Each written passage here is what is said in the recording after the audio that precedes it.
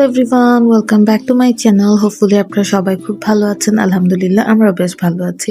বাসায় যখন অনেক মানুষ থাকে তখন যেমন একটা আনন্দময় জমজমাট একটা পরিবেশ থাকে, ঠিক তেমনি বাসা থেকে যখন মানুষজন চলে যায় তখন বাসাটা কেমন জানি সুনসান একা হয়ে যায়।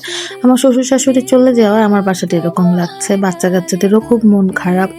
তো শ্বশুর শাশুড়ি চলে যাওয়ার পর পুরো বাসাগুলো ক্লিন করে নিচ্ছিলাম। এই কয়েকদিন খুব একটা ভালো পরিষ্কার করা হয়নি, যেহেতু আমার হেল্পিং হ্যান্ড আমাকে বিশাল বড় একটা ধোকা দিয়েছে। সব কাজে আমার নিজেরই করতে হচ্ছে।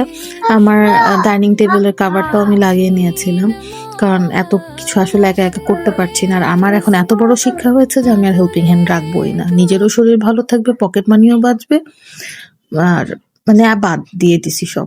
তো গত রাতে আমাদের বেশ কিছু খাবার রয়ে গিয়েছিল। আমার শাশুড়িরা এসেছিল পর যখন আমি বিরিয়ানি রান্না করেছিলাম, ওগুলোই বাচ্চারা খাবে।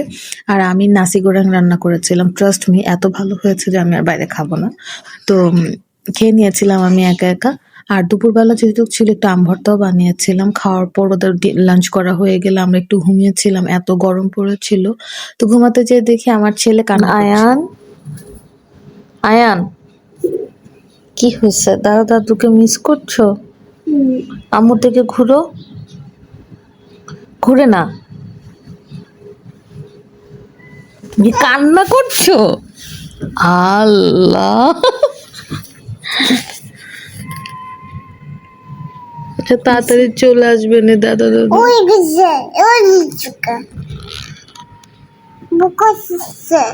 বকা দিল? ভাইকে একটু আদর করে দাও, আদর করে দাও ভাইকে।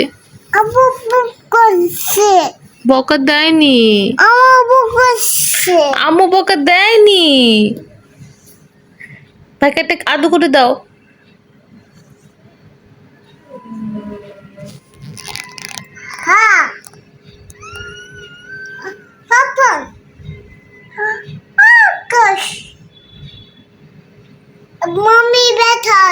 আহা, বলে না রক্ত যে আসলেই রক্ত, যত যাই হয়ে যাক। তো এই হচ্ছে আমার বাসার অবস্থা। তো রাত্রেবেলা আমি একটু কই মাছ ভুনা করে নিয়েছিলাম, শুধু রাতের জন্যই। আমার বাচ্চারা কই মাছ ভুনাটা খুব পছন্দ করে। তো একটু মন ভালো করার চেষ্টা আসলে। আর আমডাল করেছিলাম, যেহেতু অনেক গরম আমার আমডাল খেতে ইচ্ছা করছিল। আজকে কোনোভাবে আমি রাকিবের কথা শুনিনি, আমি আজকে আমডাল রান্না করেছিলাম। এবং রাতে আমার বড় ননাজ তার হাজব্যান্ডের কাছে বাইরে থেকে চকলেট পাঠিয়েছিল, তো সেটাই সবাই মিলে খাচ্ছিলাম। আমার বাচ্চারা চকলেটও খুব পছন্দ করে, আর যেহেতু সেটা তাদের ফুপি পাঠিয়েছে তার মানে এটা আসলে অনেক বেশি কিছু।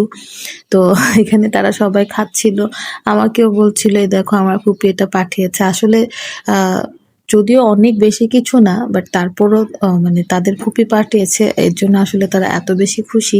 আর রক্ত যে বললাম, রক্ত একটা বড় বিষয়। আপনি যত যাই করেন না কেন মায়া কাটিয়ে ওঠাতে পারবেন না। আর আমি চাইও না, আমি সবসময় চাই ওরা ওদের নানা নানিকে যেমন ভালোবাসে, ঠিক তেমনি ওর দাদা দাদি ফুপা ফুপিকেও ভালোবাসুক। সবাইকে নিয়ে আসলে একসঙ্গে ওরা থাকুক। আল্লাহ ওদেরকেও ভালো রাখুক এবং আমাদের সবার সম্পর্ক ভালো রাখুক। সবাই ভালো থাকবেন। আল্লাহ হাফেজ।